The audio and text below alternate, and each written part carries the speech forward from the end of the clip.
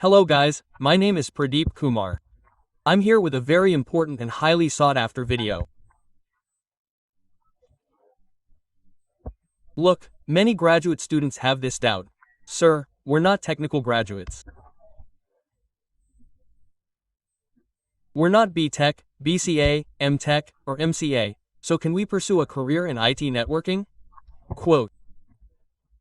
The first question we face is the challenge people face when they ask. Look, if you've graduated, you can do CCNA. You can start a career in IT networking. Quote. But if you're in 10th or 12th grade, my personal suggestion to you is, no institute will tell you not to do this course, saying, sir, this isn't for you. I would like to say no. If you're not a graduate, don't start your career with CCNA or any other program. You'll face challenges in IT networking. Yes, it's a different matter that you haven't considered what your salary will be. Even if it's low, it's fine. But at least you can earn a mid-range salary. If you want to start your career, you must be a graduate. Okay? The second point you'll face is that most B.Tech, BE, MCA, or M.Tech students start with the Cisco course content at most institutes.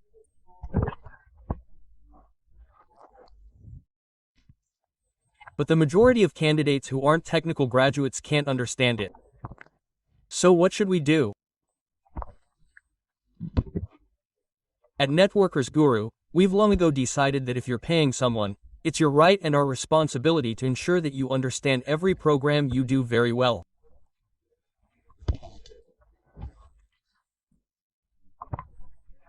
So, what we're doing here at Networkers Group is that before your official course content even begins, we'll prepare you in at least 2 to 3 days, in 2 to 3 sessions. If you've graduated but aren't technically inclined, we'll prepare you to understand networking, how it works, how connectivity works, what equipment is used, and what your job profile will be after you're done programming. If you grasp this foundation, I believe your CCNA will be superb, and you'll gain a wealth of knowledge.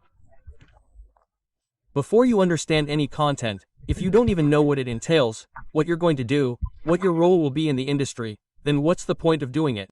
Most of the institutes run PPTs.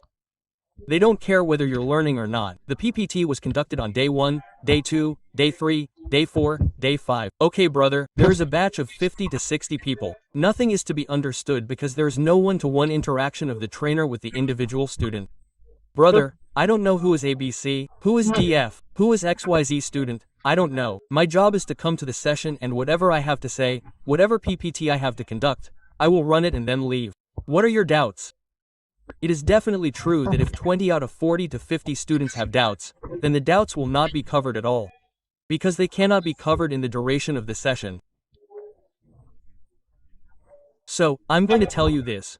Wherever you take a course, many of our students and trainers have said, sir, please create a full CCNA series where even non-technical graduates can understand, at least very well, what the course entails. What the content is, how it works, how the devices work, how to crack an interview. Quote, so, I'll bring you all these things. I've brought you day 1 of your CCNA course. The things we'll discuss next, you won't find in any book. You might find a book about networking, perhaps, but why wouldn't you find it in a book? Because we've tried to gather those things together to give you a sense of what the content is and what you're going to do. Right? You can search for all these topics individually on Google. If you're sharp-minded, you can find them, but you won't find them anywhere. So, here's a video of day 1 of the CCNA, which I've brought to you. The first question is, what is networking? What is IT networking? I won't talk about networking. I'm talking about IT networking. Look, connectivity, in any form, because I'm talking about IT. So, IT means information technology. System connectivity, computer connectivity, laptop connectivity. All this connectivity is what you call networking. Right? So, for example, you have multiple PCs, whether they're desktops or laptops. Whenever you connect them, you're networking. IT networking. The question is, what is networking? I mean, why do you do it? Look, whenever you need to share resources, you use networking. Is that possible? Once upon a time, you created a file and had to move it to another system. You copied it to a floppy disk or a CD. Then, you went there and pasted it there. Do you think you have so much time these days that you can just copy and carry it over? Back then, there were 2 PCs in a company, 1 PC. Today, there are 1,000 PCs. Servers are separate, workstations are separate, IP phones are separate, routers are separate, switches are separate. Is this possible? The company wants you to be able to do whatever you need to do, sitting comfortably at your seat, transferring files, printing out information, using an IP phone. You can access all the resources in front of you from one place, and you can do all the work.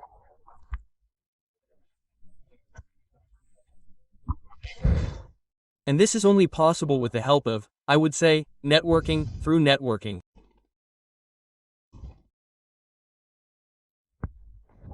Okay, so, what does networking mean? Connectivity. Connectivity of what? Since we're talking about IT, the connectivity of systems, laptops, and desktops is your networking. Okay? You can see it here. Look, there are multiple laptops in front of you. Now, they'll ask, sir, what is this? It could be anything, any medium, connected through cables. Right? This is your networking. Whenever you talk about a company, there was a time when there was only one individual PC per company. I'm talking about 1996 or 1995, when there was only one individual PC. Whoever needed work would get up and go. Sir, look, what's my job? Today, every table, whether it's the accounts team, the sales team, or the production team, any team, everyone has a separate PC. Every user has their own PC. Right? So, when we're talking about networking, look at the diagram, you might be able to see something. Look, this is your office, in a way, I would say, like any company's office. There are laptops and PCs. Meaning, users are sitting and working on them. There's also a server. Right in front of you, you have your router, and it's your centralized device through which everything is connected. So, it means it could be 1,000, it could be 100, it could be 100, it could be thousands, or I mean it could be 100, okay? So, the point you need to remember about networking is that networking means connectivity. Connectivity of what? Systems. Why are you doing connectivity? Why are you networking? To be able to share and access resources. You need to transfer data, you click here, and it's done. You print it out, and it's done. Your printer is connected to the networking line. You go, and the printout comes out. So, that's why we talk about networking. This is for those who don't know what networking is. Okay?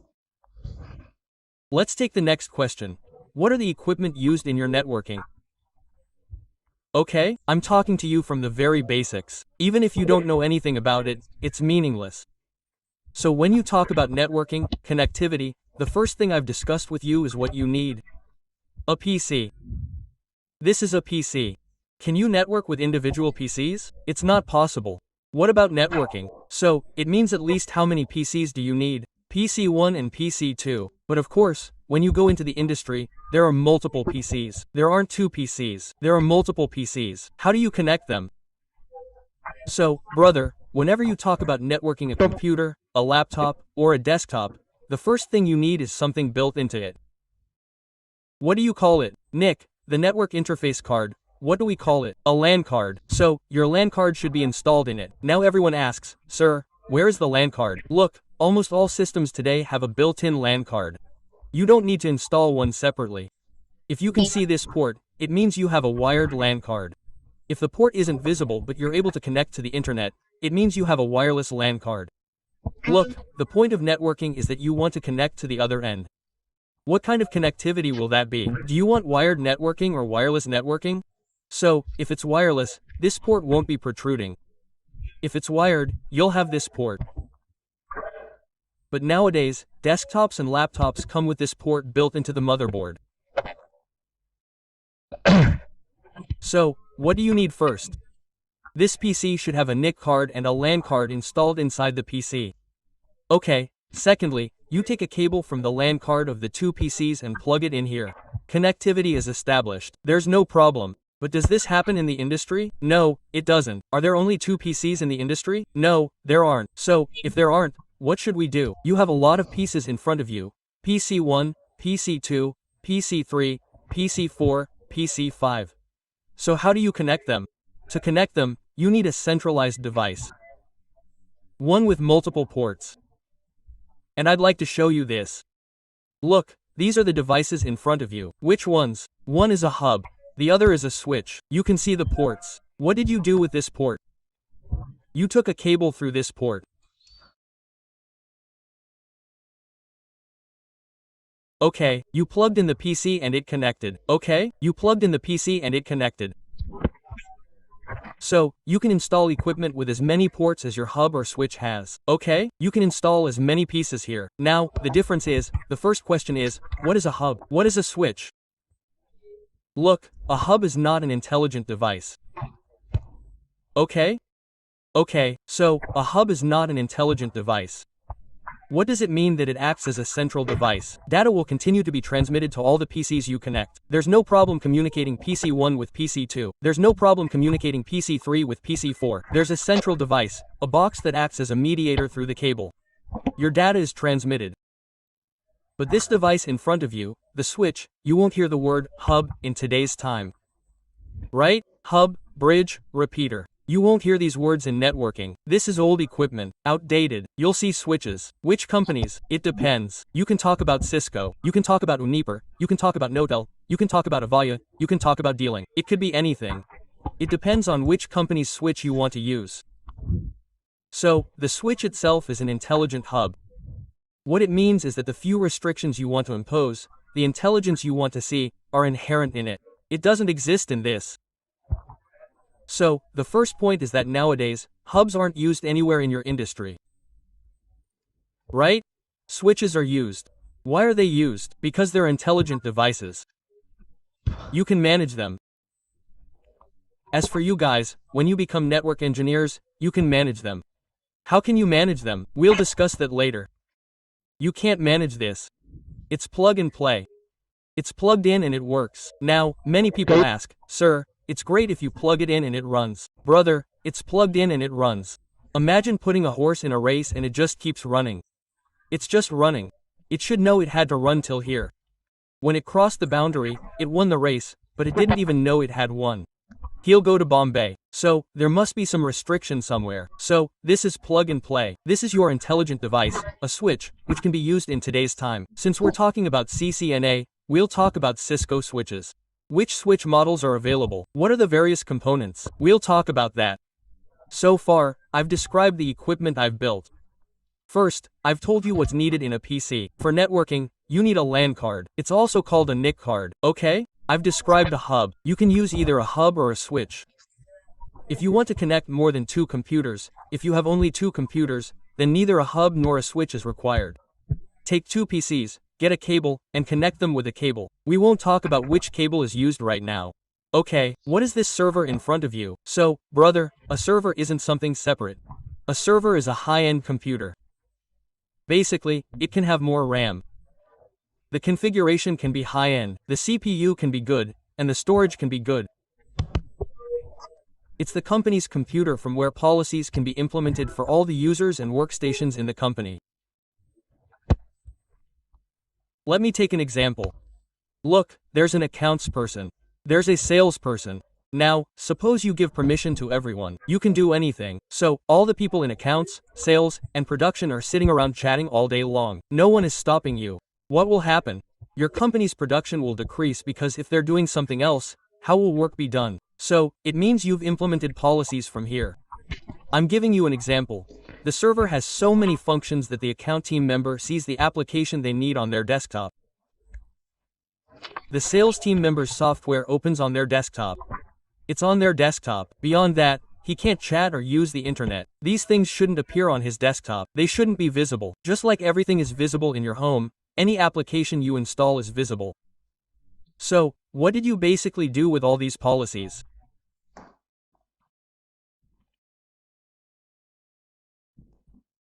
You bought this switch at your company.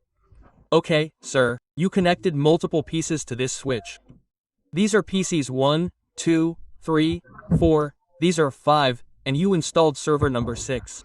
Okay, sir, all of these have LAN cards. Okay? From here, you implemented the policies, and whatever policies you want to provide will be enforced on all of them. Okay, so this is the work of your server. So far, we've talked about the NIC card, the system. What is your server? What is a hub? What is a switch? Let's move on.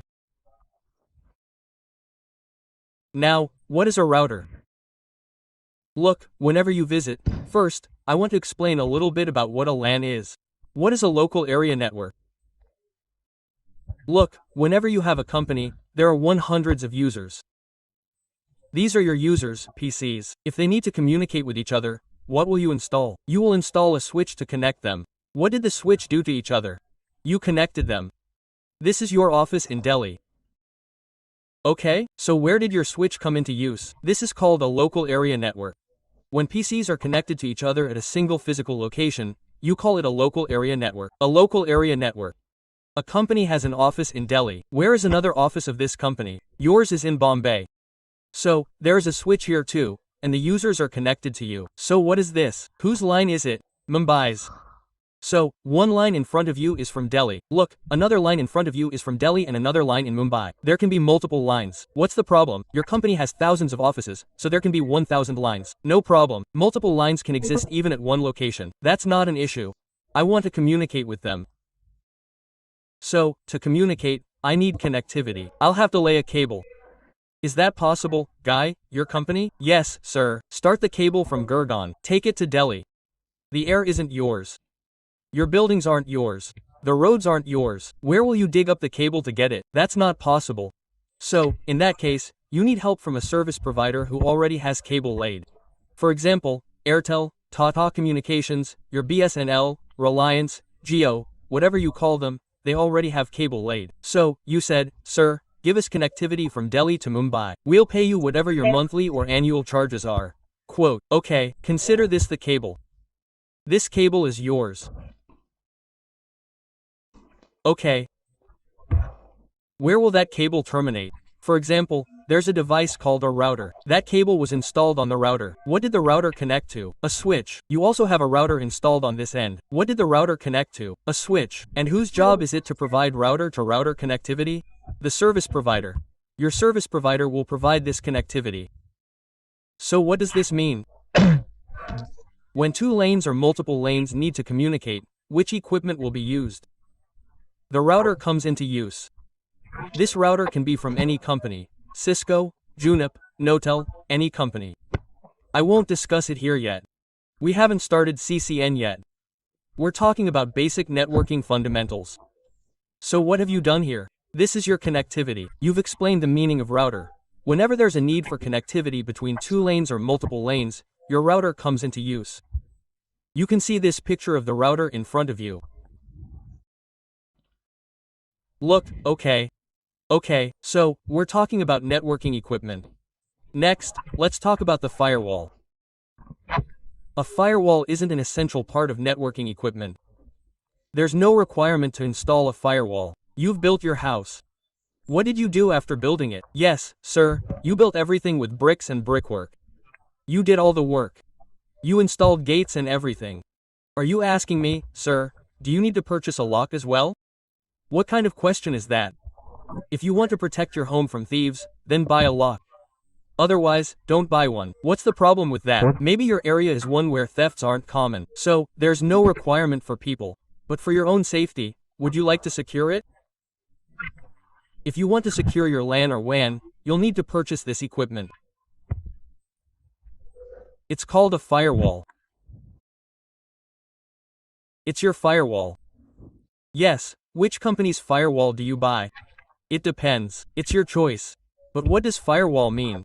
The equipment used to protect your network is called a firewall. Cisco also sells firewalls. Unifor also sells firewalls. Notel also sells firewalls. Palo Alto also sells firewalls. Checkpoint also sells firewalls. Fortinet also sells firewalls. The CCNA trainers you meet talk about specific topics. What we'll discuss here won't be about one vendor. You should know everything. Nowadays, when you go for an interview, you should know everything.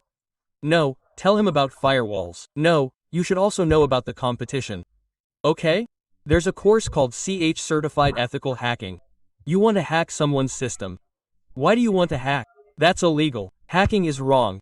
But let's say someone hacked it, and you have to fix it. Recover their data. So, you have to think from that hacker's mind. So, what do you do ethically? So, how can you protect your network with a firewall? Let's talk about firewalls. I told you about networking equipment. Okay. Let's talk about a very important part that we're going to cover. You won't find these things in any book anywhere. Even if you search for them on Google, you won't find them. I guarantee this. Let's talk about what this is. Now, let's talk about it because you're going to do the CCNA. So, if you're going to do the CCNA, it's definitely going to be about Cisco. What is Cisco? Cisco is a US-based company. Let me tell you, it manufactures networking equipment. Okay? Okay. Now let's take an example. I said, Fortune is a Toyota car. Let's talk about a Fortuner, a Toyota car. There's a mechanic who specializes in working and repairing Toyota cars. So, whenever a vacancy opens in any Toyota service workshop, he'll get priority because he's worked on Toyota. So, whenever a company in the industry wants to hire an engineer and their company is equipped with Cisco equipment, they first look for people who know how to work with Cisco equipment. You're doing the CCNA course so you can work on Cisco equipment, troubleshoot it, and configure it. You're doing the CCNA so you can do all this work on devices at the L1, L2, L3, and so on. It's a different matter, depending on whether you want to go to the next level. So, there's CCNP, CCI, and specific programs. There's a separate program for firewall security, a separate program for collaboration. In this video, I'm going to explain the products Cisco makes. In which fields does it make products? What do they do? I won't be able to cover all of this in individual videos. I've covered the major things here. What are the products? I've included a few of the ones I've told you about, but you'll gain knowledge, and after that, when you understand and search for details, it will be easy for you. Okay? First, let's talk about switches. Look, the majority of the institutes you go to for courses also offer offline training. What do they do? Sir, we have such a large lab. Look, today I'm going to talk to you. Take a look at their lab. You'll find these limited models in their lab. If you find anything other than these, let me know. I'm talking about switches. 2550, 2560, 3550, 3560, and 3750. Let me know if you find anything other than these. These equipment aren't used in the industry anywhere these days. So what will you do with them? They're outdated. Absolutely. Right? Then why are you claiming that our lab is the largest in India or the largest in the country? Don't talk about that. I believe we shouldn't talk about equipment for now, okay? In the next video, we'll discuss what you should look for when selecting an institute for your program. Okay? First, we're talking about Cisco switches. Okay? Since we're Cisco specific now, we'll talk about that. Okay. Look, this is your Cisco switch. Whenever we talk about Catalyst, Catalyst was a company that Cisco acquired. In the majority of Cisco's equipment, you'll find Catalyst written on the switch. So, you see Catalyst 9200 series, 9300 series, 9400 series, 9500 series, and 9600 series. You also see Mera's MS400 series and Nexus series. Now, they ask, sir, what is this series? Look, you want to purchase some equipment. For what purpose? Do you want to use it at the small level? Do you want to use it at the medium level? I mean, do you want to use it at the access layer? Perhaps you don't understand this point. Do you want to use it at the access layer? Do you want to use it for core distribution and core distribution? Do you want to use it in the data center? What purpose do you want to use it for? So, Cisco has categorized all its equipment, whether it's switches, routers, firewalls, or other equipment, according to where each one is used. Now, you said, sir, I want a car. You must have a range. You said, yes, I want a 5-liter car. If you want a 5-liter car, you can't afford a Fortuner. You can't afford an Audi. The ranges listed depend on the purpose for which you want it. Use in the data center, use at the distribution layer, or use at the core. These are series. From these series, you can choose the one that best suits your needs. Just like the models I mentioned earlier, those who claim to have the largest range have models that you won't find in the industry today. They have no use anywhere. Okay? Let's not talk about anyone. Our entire focus should be on imparting knowledge to you, and yours should be on accepting that knowledge. We won't discuss any third party here.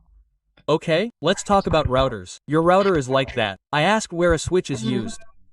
You talk about a line. Multiple pieces are connected to a single line. So what do you use for that? A switch is used. When multiple lines need to be connected, what is used? A router. So, routers also have a series. Let's take an example. A company has a line. This is your switch. Multiple pieces are connected. This is your switch. This is your switch. From here there is a router. R1. Now, how many branches are connected to this router? This is your head office. Your branches are coming from 1, Delhi, Mumbai, Chennai. So, as connectivity increases, what will happen? Your branches will increase, so the load will increase, and you'll need more ports for connectivity. So, the series depends on the level of your router. Small-scale use means you're a small company, a mid-range company, or a large company. You might want to use it in a data center. You might want to use it in a service provider network like Airtel or Tata, where there are many clients. It depends on where you want to use it. Cisco's routers and switches fall into which series? They come in 2 series. For example, the ISR 900 series. There are many models within this 900 series. For example, I'm using 901. This is the model number. Which model do you want? It depends. So, all the routers you'll find are updated routers. They're routers in use today, not the ones in use today. And what are your requirements? What do you do based on that? You purchase the router. Next comes firewall. The latest series are listed in front of you. There's the 1000 series, the 1200 series, the 3100 series, and the 4200 series. Looking back, the 5500 series is used, which includes the 5505 and 5506. Your 5510, 5512X, and 5515X are the series used for firewalls. I just explained the purpose of a firewall, securing your network. Even if you don't want to use a firewall, that's fine. Your network won't be secure, but it will still function. So, your firewall is used here. Okay. What else do you get? Yes, all these things you're reading aren't part of the CCNA. You should know about them elsewhere. Next up is wireless. What is wireless? Yes, brother, your LAN can be either wired or wireless. Suppose you say, "Sir, I don't want the hassle of wires. I don't need any cabling or anything. I want to build my own wireless network, so that's fine." Quote, you can get a Cisco wireless solution. So, what will happen in that case? Your LAN card will be wireless. So, what will replace the Cisco switches in your wireless solution? An access point. Let's talk about this. What did your company install here? Previously, there were switches that connected users. The users are still there. Look, you used to connect 1, 2, 3, 4 devices using cables. What will happen now? Wireless. So, what is this? An AP access point. So, what has replaced the access switch? Your access point. And now, what will your users talk to? There's no cable.